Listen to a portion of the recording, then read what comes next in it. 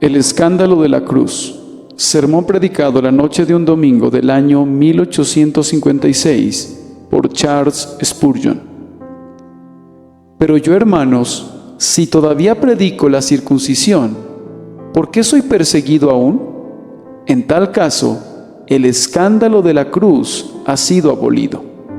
Gálatas 5, versículo 11, Biblia de las Américas.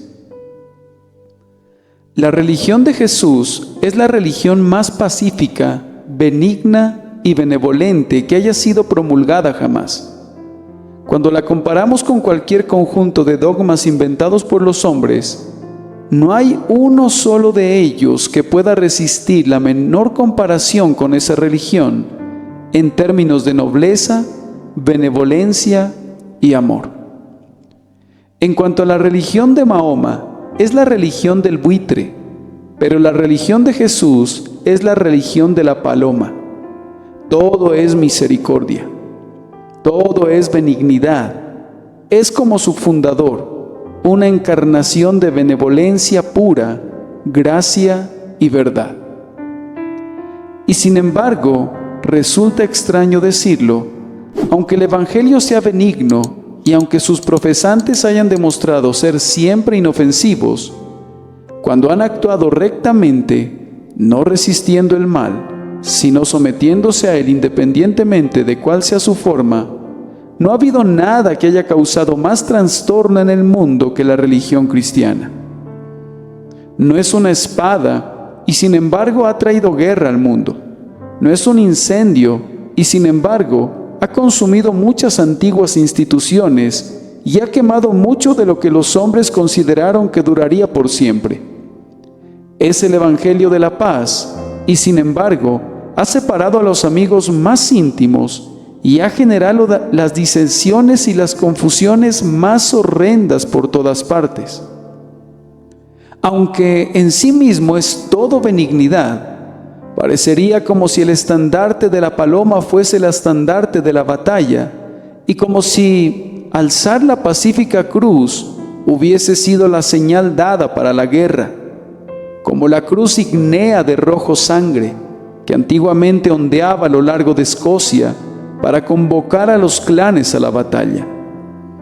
Es sorprendente y sin embargo es sorprendentemente cierto que la cruz de Cristo ha sido siempre una ofensa y que ha provocado las más fieras batallas y las contiendas más encarnizadas que los hombres hayan sostenido con sus semejantes. Al considerar nuestro texto, primero voy a discurrir un poco en lo concerniente a lo que es el escándalo de la cruz. En segundo lugar, en lo que concierne a cómo muestran los hombres su aversión a la cruz.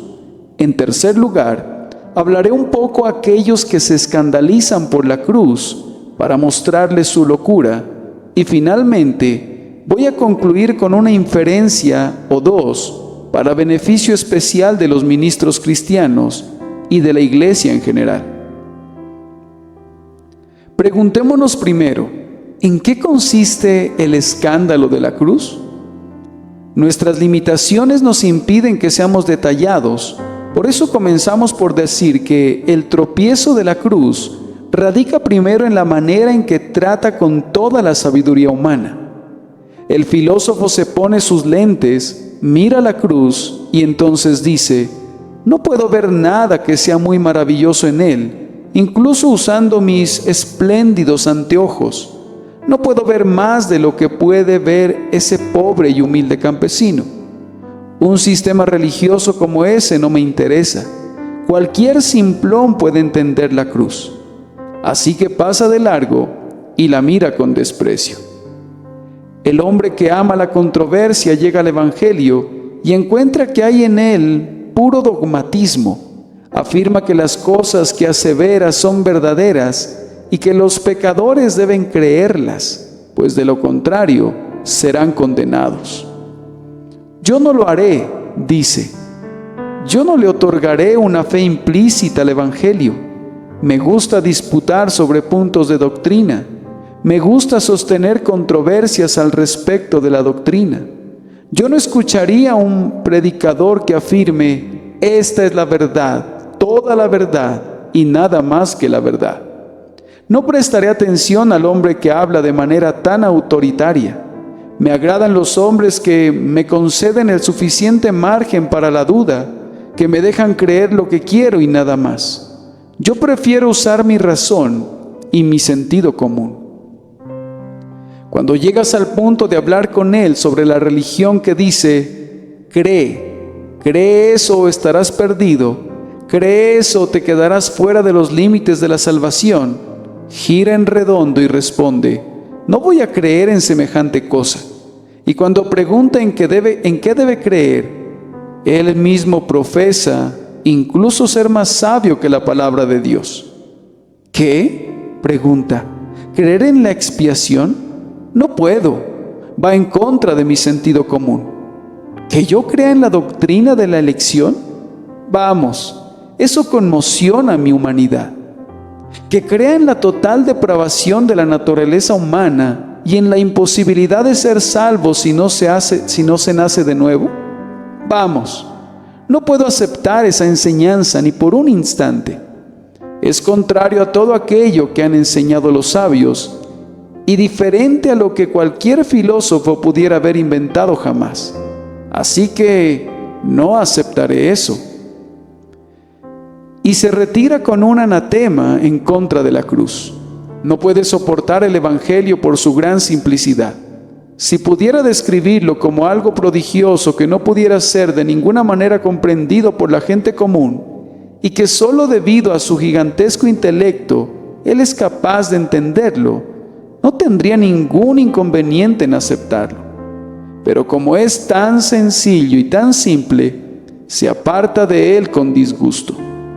No puede soportar el Evangelio de la cruz, ya que no contiene para él la suficiente sabiduría mundana. No sabe, o tal vez olvida, que el conocimiento de Cristo crucificado es la más excelente de todas las ciencias y que nunca es más glorificada la razón que cuando se sienta humildemente bajo la sombra de la cruz. Pero hay algo en la cruz de Cristo que hiere el orgullo de los hombres todavía más que esto, y es que se opone a todas las nociones de capacidad humana. Al hombre que descansa en su propia fortaleza para su salvación, no le gusta la doctrina de la cruz. Si alguien predicara un evangelio que le dijera al pecador que él tiene poder para salvarse, si predicara un evangelio que dijera que, puesto que Cristo murió para poner a todos los hombres en la condición de ser salvables, ellos solo deben ejercitar el poder que tienen y serán capaces de salvarse a sí mismos. Si un hombre predicara algo que exalte la habilidad y fortaleza de la criatura, no ofendería nunca a sus oyentes no regenerados. Pero si comienza por abatir al pecador en el polvo y a enseñar lo que el propio Cristo enseñó, ninguno puede venir a mí si el Padre que me envió no le trajere. Y que las Escrituras declaran que todos los hombres están muertos en sus delitos y pecados. Entonces el engreído pecador se alejará y dirá, no voy a ser insultado, no voy a permitir que todos mis poderes sean arrojados al suelo. ¿Voy a permitir que me conviertan en una simple máquina o en una pieza de arcilla para quedarme pasivo en las manos del alfarero? No me someteré a tal indignidad. Si el ministro le da una pequeña tarea que debe cumplir él mismo y le permite hacer un pequeño sacrificio para su propio ídolo, beberá de la falsa doctrina como el novillo traga el agua.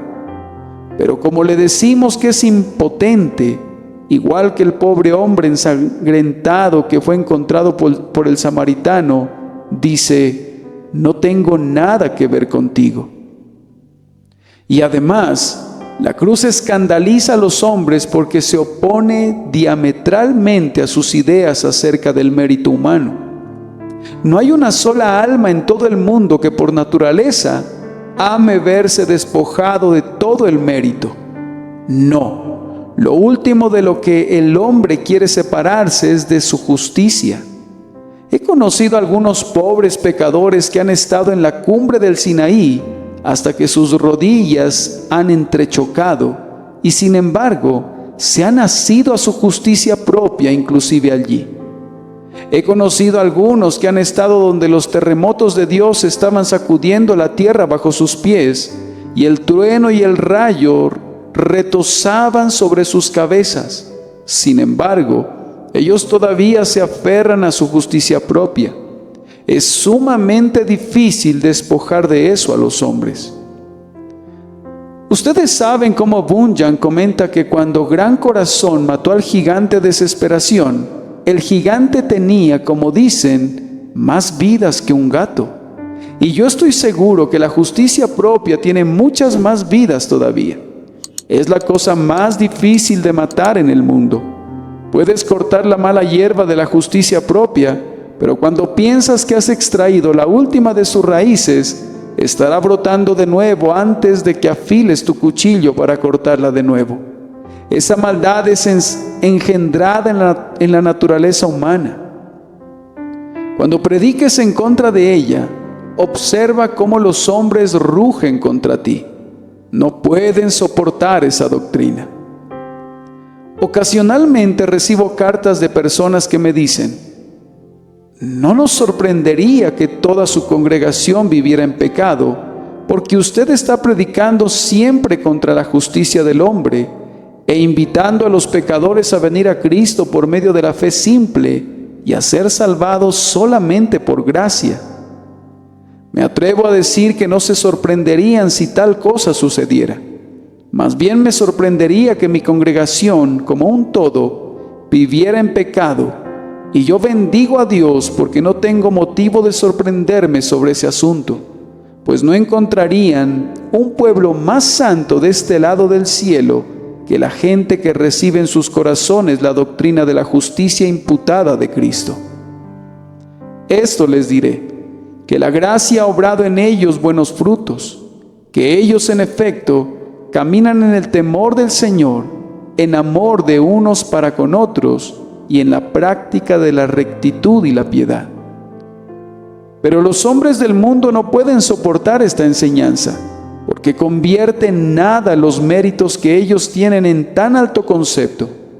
Dile a los hombres que son un tipo muy bueno de personas, les encantará oír eso. Alimenta en la gente un alto concepto de sí mismo y entonces querrán escucharte. Pero ese engreimiento es la ruina de decenas de miles. Estoy seguro que solo somos salvos cuando comenzamos a decir: soy un pobre pecador y me considero nada, pero Jesucristo es mi todo en todo. Pero en la medida en que estemos satisfechos con nosotros mismos en nuestra condición natural pecaminosa, no hay la menor esperanza para nosotros. Entonces, ustedes pueden ver que este es el escándalo de la cruz, que no aprobemos que los hombres confíen en sus propios méritos. Pero hay otro tropiezo que es muy molesto y el mundo no le ha perdonado nunca a la cruz ese escándalo, que no reconozca ninguna distinción en la humanidad. La cruz hace que tanto personas morales como inmorales vayan al cielo por el mismo camino. La cruz hace que el rico y el pobre entren en el cielo por la misma puerta. La cruz hace que el filósofo y el campesino caminen por la misma calzada de santidad. La cruz logra para la pobre criatura con un talento la misma corona que recibirá el hombre con 10 talentos. De aquí que el sabio diga: ¿cómo? ¿He de ser salvado por la misma cruz que salva a un hombre que no sabe ni siquiera deletrear? Su fina dama pregunta: ¿he de ser salvada de la misma manera que mi sirvienta? El caballero inquiere: ¿he de ser salvado de la misma manera que ese desollinador? Y quien se jacta de su justicia propia clama: ¿cómo? ¿He de dar empellones a la ramera y codazos al borracho en el camino al cielo? Entonces no iré al cielo para nada. En ese caso, amigo, estarás perdido. No hay 2 caminos para ir al cielo. Es el mismo camino para todos los que van allá. Y por esta razón, la cruz ha sido siempre un escándalo para los hombres de eminencia y poder. Pocos reyes y reinas se han inclinado humildemente delante de ella.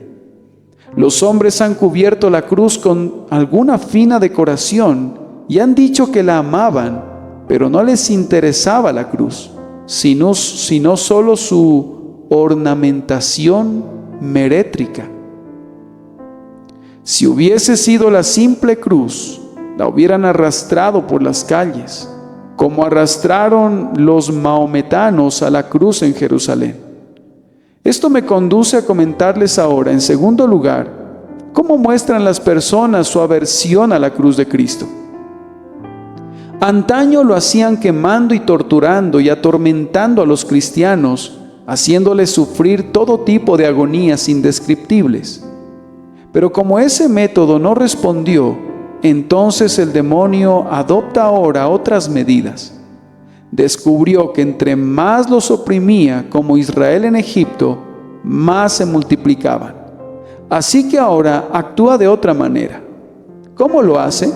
No exactamente mediante una persecución abierta, pero el tropiezo de la cruz se manifiesta a veces por medio de la persecución privada. No todos ustedes se enteran acerca de la persecución que está teniendo lugar contra el pueblo del Señor. Cada vez y cuando cosas de este tipo llegan a mi conocimiento, aunque tal vez ustedes ni se enteren de ellas, ¿cuántos maridos borrachos hay que persiguen a sus esposas casi incesantemente porque ellas se aferran con firmeza a Dios? ¿Cuántas jóvenes hay que son llamados a sufrir persecución proveniente de sus padres y de sus hermanas y hermanos por causa de Cristo? La persecución no ha concluido todavía. Trabaja a hurtadillas y no se manifiesta abiertamente ante el mundo. No hace acto de presencia en Smithfield, como lo hizo en el pasado, aunque puede haber muchas casas en la vecindad de Smithfield que huelan a ese lugar. No sale con un traje honesto, sino que acecha a su presa de una manera encubierta. No se trata de un león, sino de un chacal que anda al acecho, aunque es tan salvaje y tan voraz como lo ha sido siempre. Y cuando la persecución no se manifiesta en actos positivos, opera por medio de burlas y de escarnios y por encogimiento de hombros. Y permítame decirles que más hombres han sido arruinados por esta práctica que por las calumnias más espantosas.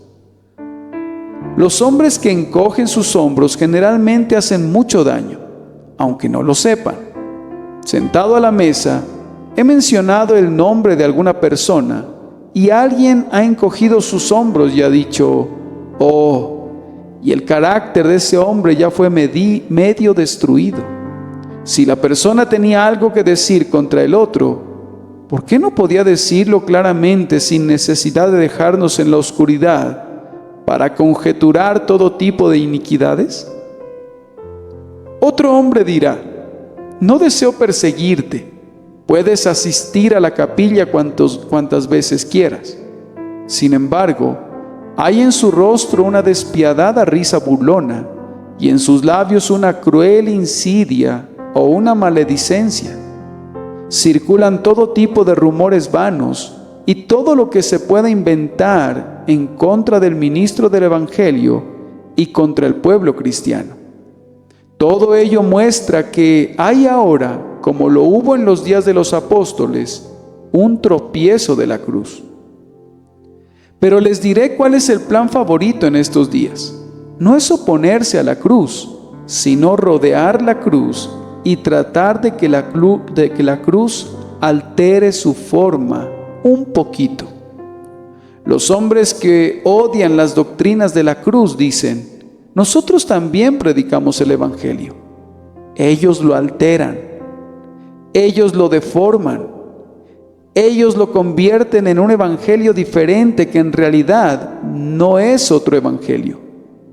Que otros digan, si así lo quieren, que el sí y el no pueden convivir, que el fuego y el agua pueden besarse, que Cristo y Belial pueden ser gemelos, El verdadero ministro de Jesucristo no puede hacer eso. La verdad es la verdad, y cualquier cosa que se oponga a ella no puede ser verdad. La verdad es una, y lo que se le opone tiene que ser error y falsedad. Pero ahora la moda es procurar fundir esas dos cosas. Miren a muchas iglesias, afirman que sostienen la verdad. Analicen sus artículos de fe. Allí están todos los 5 puntos del calvinismo. ¿Y qué pasa si les preguntaran a los ministros si creen en la doctrina de la elección? Ciertamente replican. Si les preguntaran si creen en todas las grandiosas verdades cardinales del Evangelio, dirían: oh sí, ciertamente creemos, pero no creemos que deban ser predicadas a la gente común.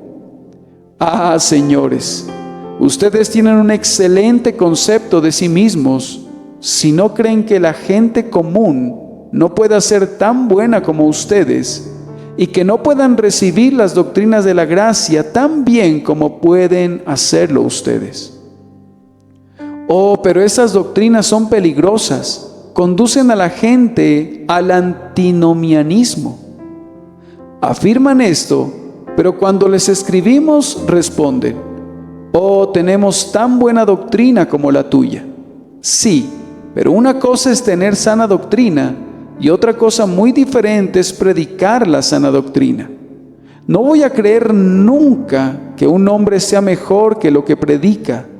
Si un hombre no proclama la verdad, toda la verdad y nada más que la verdad, no nos agrada más, sino 10 veces menos, porque dice que cree en ellas. Preferiríamos que no creyera en las doctrinas de la gracia en vez de que ocultara sus sentimientos reales. Tales hombres que ocultan la verdad demuestran que son tan escandalizados por la cruz como si inventaran abiertamente refutar sus doctrinas.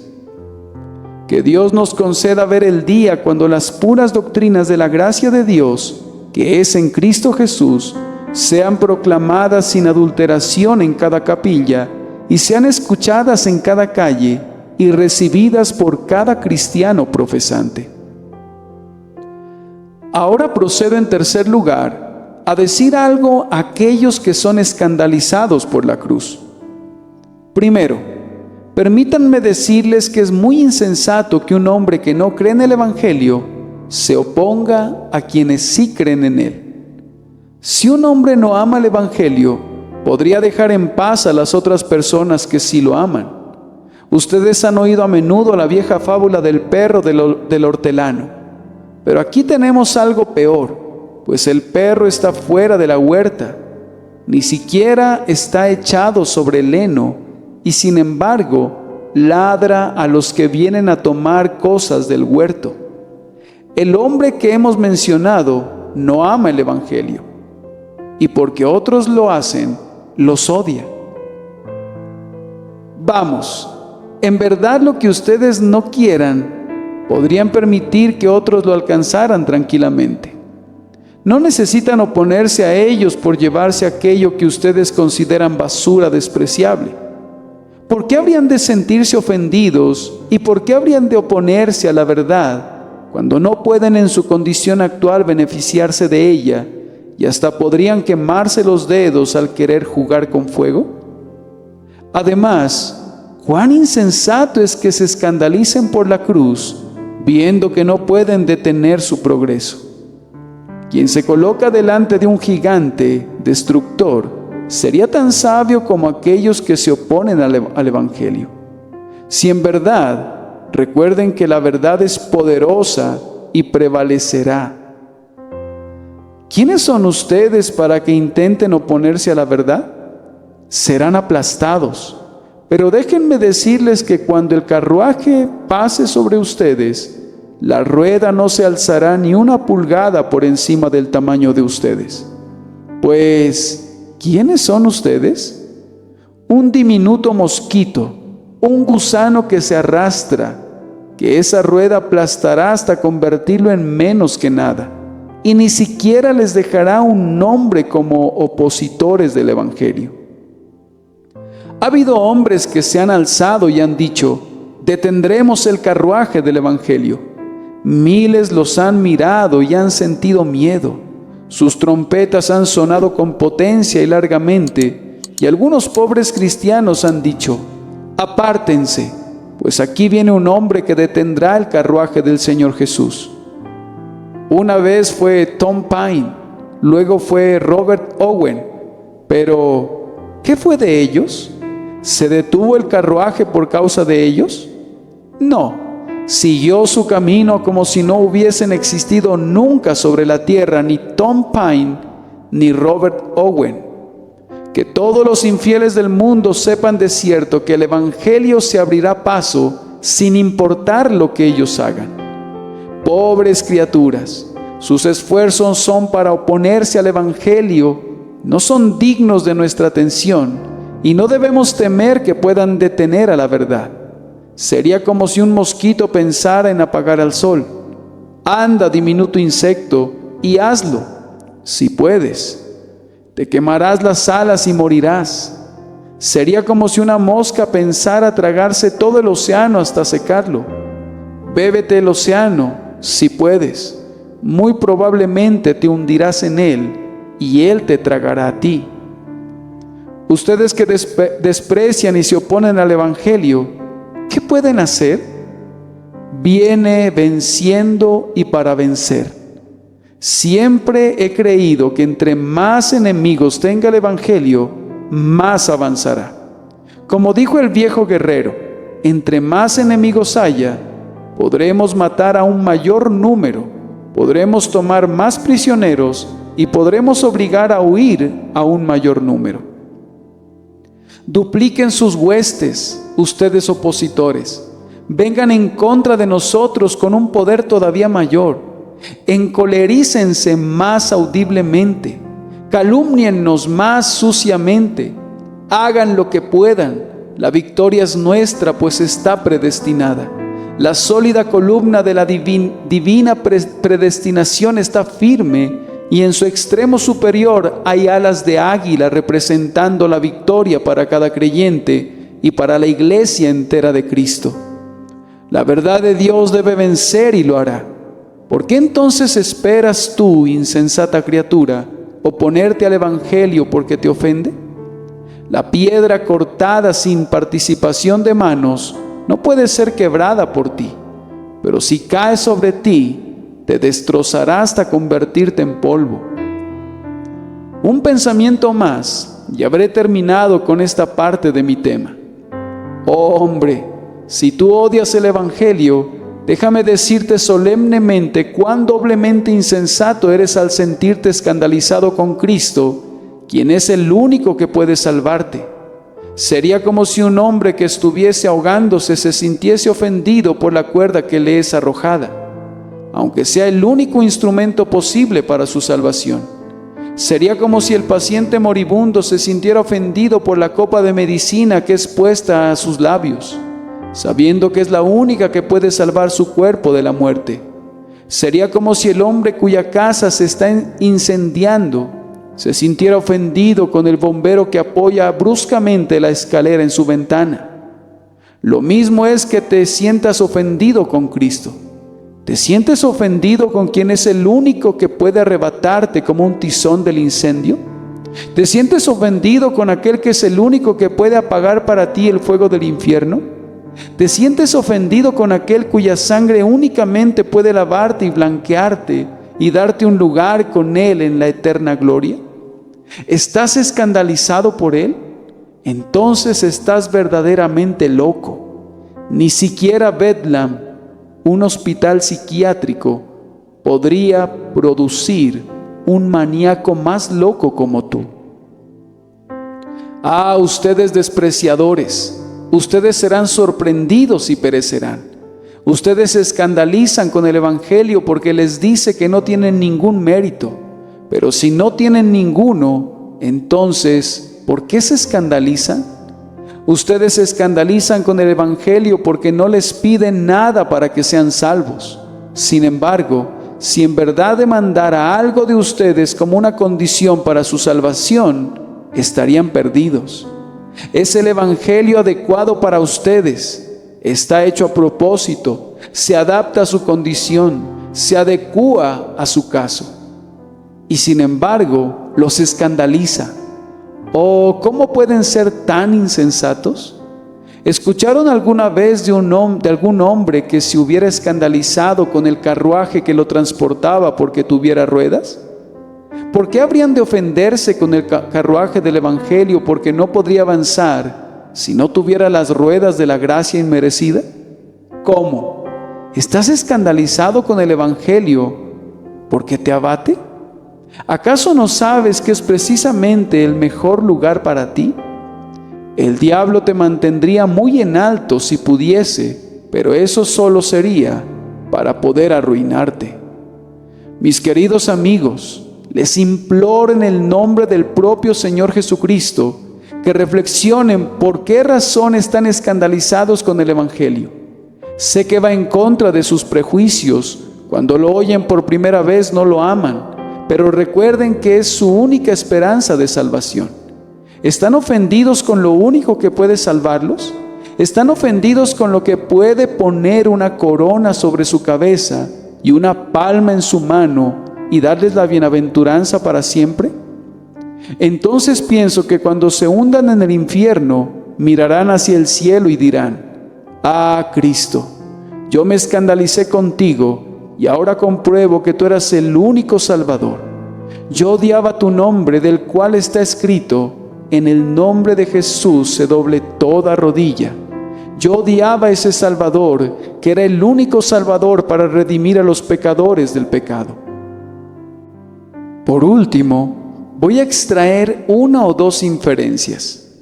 La primera es esta: si la cruz de Cristo es un escándalo, y siempre fue un escándalo, ¿cuál es la razón de que tantos cristianos profesantes continúen tan fácilmente de enero a diciembre sin encontrar nunca ningún problema? El viejo John decía: si no predicas el Evangelio, puedes dormir profundamente, pero si lo predicaras fielmente, difícilmente tendrías un lugar sano en tu piel, pues pronto tendrías suficientes enemigos asediándote. ¿Cómo es que no escuchamos nunca ninguna calumnia contra una gran cantidad de ministros? Tienen una vida fácil y confortable. Nadie se escandaliza nunca con su predicación, sino que la gente sale por las puertas de sus capillas y dicen: «¡Qué bonito sermón! Fue precisamente un sermón adecuado para todo el mundo y nadie podría escandalizarse». Ellos no predican completamente el Evangelio, pues de lo contrario, escandalizarían a algunas personas. Supongan que alguien me dijera: ¿sabes que el señor fulano de tal estaba terriblemente escandalizado por tu último sermón? Eso no es un problema para mí, si sé que prediqué la verdad. A un celebrado predicador le comentaron una vez que había agradado a todos sus oyentes. «Ah», dijo, «otro sermón desperdiciado». Los sermones más eficaces son aquellos que hacen que los opositores del Evangelio se muerdan sus labios y crujan sus dientes. Rowland Hill solía decir: la predicación que no haga rugir al diablo vale muy poco. El que no provoca al diablo a rugir en su contra, predica escasamente la verdad. Tengan la seguridad de que a Satanás no le gusta más el Evangelio ahora que antes, y al mundo no le gusta el Evangelio más de lo que le gustaba antes. Y si en nuestros días no hay tanta persecución como solía haberla, es porque los hombres no proclaman la verdad sencilla y simple como lo hicieron sus ancestros. La gente va a escuchar a predicadores de lengua aterciopelada. Les gusta que el ministro profetice cosas plácidas para ellos. «Yo no iré a escuchar a fulano de tal», dice uno, «pues con seguridad me escandalizará». Ahora, ¿cuál es la razón de esto? Es porque predica el Evangelio completo, la pura verdad de Dios. ¿Pero acaso se imaginan los hombres que queremos escandalizarlos? No. Dios sabe que las cosas duras que decimos con frecuencia nos causan más dolor a nosotros que el que causan a nuestros oyentes. Pero es bueno cuando no nos preocupa mucho la opinión de los hombres y cuando hemos aprendido a vivir por encima del mundo. Cuando los ministros proclamen fielmente el Evangelio sencillo y simple, pronto oirán las risas y el escarnio y las burlas. Fue un día trágico cuando los hijos de Dios sintieron afinidad con las hijas de los hombres, y será un día malo para la iglesia de Cristo cuando el mundo hable bien de ella y todo mundo la ensalce. El grupo del que se habla mayormente en contra es usualmente el grupo en el que mora más Cristo, pero el grupo que está arropado en la abundancia y es sostenido sobre las rodillas de la honra es usualmente el más corrupto. Prediquen el Evangelio con valor, con constancia, con firmeza, con vigor, con franqueza, y muy pronto escucharán algo relativo a el escándalo de la cruz. Mi último comentario es este: oh hermanos míos, cuánta mayor razón tenemos para bendecir y exaltar a nuestro Dios lleno de gracia, si la cruz de Cristo no es motivo de escándalo para nosotros.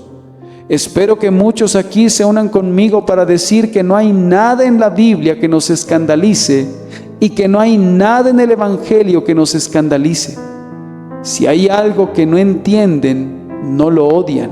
Si algo parece oscuro y misterioso, no lo rechazan, sino que están dispuestos a aprender todo lo que puedan acerca de ello. Ah, Dios mío, si todo lo que he predicado fuera falso, estoy preparado para repudiarlo cuando tú me enseñes la verdad. Y si todo lo que he aprendido es un error y no lo he aprendido de ti, no me sentiré avergonzado de retractarme en aquella hora en la que tú me enseñes y me muestres mi error. No nos avergonzamos de someternos enteramente al molde de la Escritura, de aceptarla tal cual es, de creer en ella y de recibirla.